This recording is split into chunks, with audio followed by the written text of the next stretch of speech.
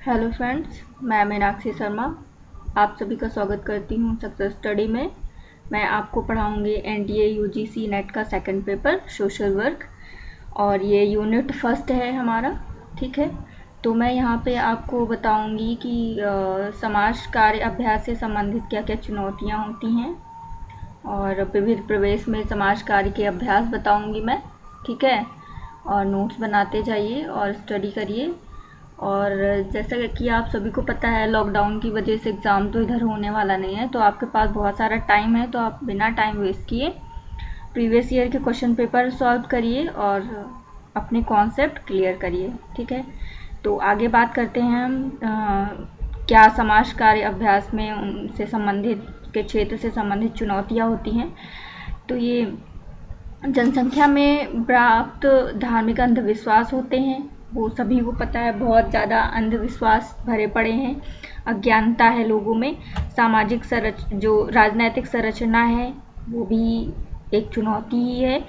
और प्रतिकूल भौगोलिक परिस्थितियाँ, संसाधनों का अभाव, गांव क्षेत्र में जितने भी लोग रहते हैं वहाँ पे संसाधनों का अभाव रहता है। ठीक है, और स्वास्थ्य परकता एवं व्यक्तिवादिता, जनसंख्या वृद्धि और अशिक्षा। ये जनसंख्या वृद्धि और अशिक्षा तो सबसे बड़ा मेन इशू है। ठीक है, और शासक वर्ग की निरंकुशता, जनता की उदासीनता और सरकारी प्रयासों का अभाव और भ्रष्टाचार, इन सभी से आप सभी परिचित हैं। आगे देखते हैं हम विविध परिवेश में समाज कार्य के अभ्यास। आज के परिप्रेक्ष्य में समाज कार्य अभ्यास का क्षेत्र बहुत व्यापक हो गया है और इनमें समाज के विभिन्न पहलुओं को शामिल किया जाने लगा है। परिवार, बाल कल्याण, युवा कल्याण, महिला कल्याण, स्वास्थ्य, वृद्धों का कल्याण इत्यादि विविध परिवेश इनमें शामिल है। ठीक है, तो और बहुत सारी एनजीओज भी वर्क कर रही हैं, जैसे कि कुछ सरकारी हैं, गैर सरकारी भी हैं। ठीक है, तो दोनों मिलकर, प्राइवेट और गवर्नमेंट सेक्टर मिलकर काम कर रहे हैं, वो भी समाज के विकास के लिए। ठीक है, परिवार के बारे में जानेंगे।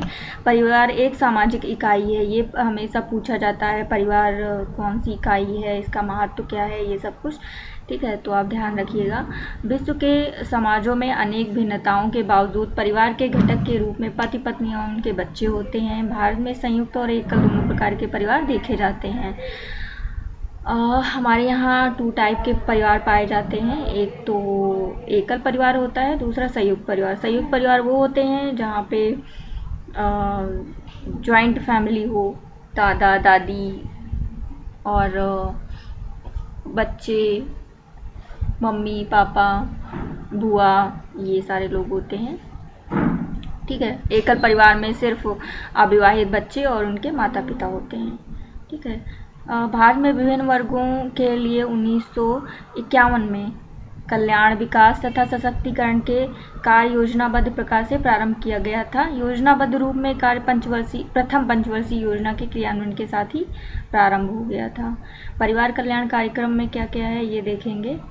भारत में परिवारों की दशा सुधारने एवं उनके कल्याण के लिए केंद्रीय समाज कल्याण परिषद ने कई कार्यक्रम चलाए। वो कौन कौन से कार्यक्रम हैं वो हम आपको बताएंगे। एक ये कल्याण विस्तार परियोजना, प्रथम पंचवर्षीय योजना के दौरान ग्रामीण पिछड़े क्षेत्रों में शहरी मलिन बस्तियों में रहने वाली महिलाओं और बच्चों को मौलिक कल्याण सुविधाएं उपलब्ध कराने के लिए परियोजना को वर्ष 1954 में प्रारंभ किया गया था। तो इसका ईयर याद रखिएगा। ठीक है, इसका और मेन लक्ष्य क्या था, ये इनके माध्यम से बच्चों और महिलाओं को बहुउद्देशीय सुविधाएं प्रदान की जाती थी। ठीक है, फिर कल्याण विस्तार योजना, इसे समन्वय पद्धति भी बोलते हैं। ये भी 1954 की कल्याण विस्तार योजना का द्वितीय पंचवर्षीय योजना की अवधि में सामुदायिक विकास के अंतर्गत आ गई। इस परियोजना के अनुसार सामुदायिक विकास खंडों से सलाह और व सहायता ली गई।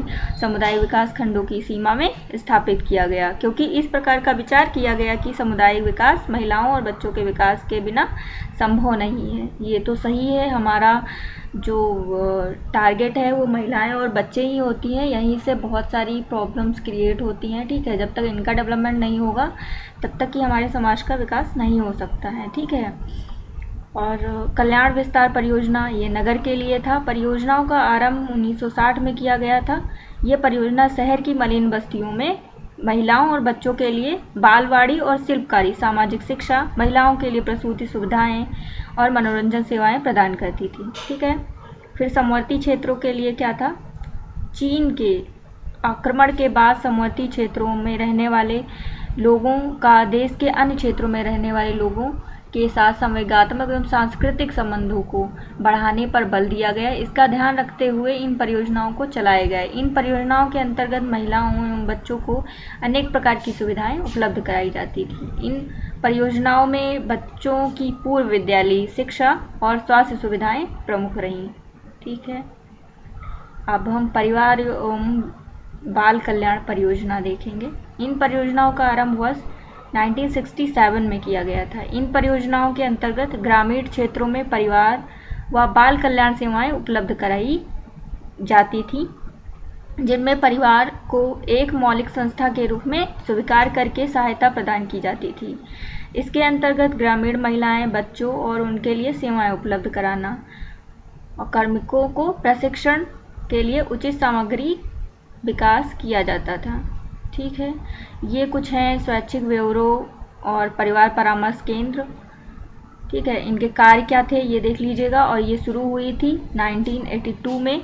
ठीक है। केंद्रीय समाज कल्याण परिषद देश के कई राज्यों, संघ शासित प्रदेशों में स्थित समाज कल्याण सलाहकारी परिषद मुख्यालयों में ऐच्छिक कार्यवाही ब्यूरो द्वारा की जाती थी। ठीक है। तो परिवार परामर्श केंद्र के कार्य क्या थे? क्रियान्वयन और अनुश्रवण करना, संदर्भ प्राधिकरण की भूमिका निभाना, सहायक सेवाएं उपलब्ध करा रही सरकारी और गैर सरकारी संस्थाओं में समन्वय और संपर्क स्थापित करना, अध्ययन और अनुसंधान करना, जन जागरूकता के द्वारा महिलाओं में होने वाले अत्याचारों की रोकथाम, संकटग्रस्त महिलाओं के लिए उपलब्ध सेवाओं का प्रचार प्रसार। और अभी तो बहुत सारे परिवार परामर्श केंद्र हैं। ठीक है। तो ये इसीलिए है कि महिलाओं और बच्चों के साथ अत्याचार ना हो, उनका शोषण ना हो, उनको रोकने के लिए, ठीक है, ही शुरू किया गया है। ठीक है। परिवार परामर्श केंद्र के मुख्य उद्देश्य क्या थे? ये देखो, हमने बोला कि शोषण और अत्याचार, वैवाहिक और पारिवारिक झगड़ों, कलह से पीड़ित महिलाओं बच्चों में सुरक्षात्मक, सुधारात्मक पुनर्वास सेवाएं उपलब्ध कराना। ठीक है। ऐसे परिवारों की ये जो संस्थाएं हैं काउंसलिंग करती हैं और फिर इनका पुनर्वास कराती हैं। ठीक है। आवश्यक सुविधाएं भी प्रदान कराई जाती हैं। ठीक। बाल कल्याण देखेंगे हम यहाँ पे। बाल कल्याण, बच्चे राष्ट्रीय संपत्ति होते हैं। बच्चों के विकास में ही राष्ट्र का विकास निहित होता है। विकास की प्रक्रिया में मानव विकास न केवल विकास का साधन है, बल्कि इनका लक्ष्य भी है कि इनका कारण यह है कि विकास की प्रक्रिया को तब तक गतिशील नहीं किया जा सकता जब तक कि मानव शरीर अधिक से अधिक रचनात्मक उत्पादक ना हो। इसलिए अंतिम रूप से राष्ट्रीय विकास मानव के विकास से आधारित है। यदि मानव का महत्व है तो महत्व एक बच्चे के रूप में अधिक है, ना कि मानव के रूप में। ठीक है। तो ये था हमारा समाज कार्य अभ्यास में जो चुनौतियां होती हैं वो, और विविध परिवेश में समाज कार्य अभ्यास। ठीक है। इससे रिलेटेड मैं क्वेश्चन भी आपसे शेयर करूंगी, आप वो सॉल्व कर लीजिएगा। और प्रीवियस ईयर के क्वेश्चन पेपर भी मैं 10 क्वेश्चन करके मैं सॉल्व कराऊंगी। और ये वीडियो अच्छा लगे तो लाइक और शेयर ज़रूर कर दीजिएगा। अगर आप मेरे चैनल पे पहली बार आए हैं, ये वीडियो देख रहे हैं, तो चैनल को सब्सक्राइब कर दीजिएगा। Thank you so much.